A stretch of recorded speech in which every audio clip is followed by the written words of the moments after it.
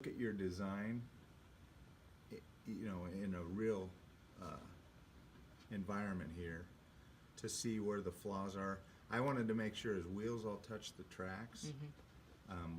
So Clayton, go down a tiny bit farther so we're looking up at it a little bit. Are you down low? Or you can bring it up, one of the two. Okay, right. Go up a little higher.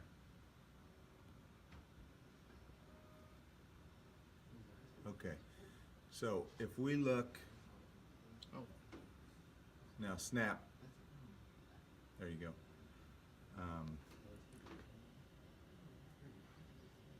Go to the right side a tiny bit, just walk right, or look right.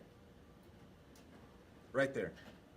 Okay, so we can get a sense of the wheels lined up, and you can see you picked right away that those back wheels are wider than the front wheels. Yeah.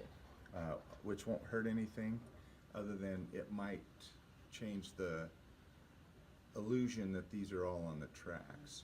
So that's something he has to consider before we print it. Clayton, can you look down? Can you go underneath of it so we look?